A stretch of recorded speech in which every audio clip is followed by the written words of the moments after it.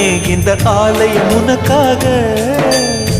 வானில் ஒரு புயல் மழை வந்தால் அழகே என்னை எங்கனம் காப்பாய். கண்ணே உன்னை என் கண்ணில் வைத்து இமைகள் எனும் கதவுகள் அடைப்பேன். சத்தியமாகுமா?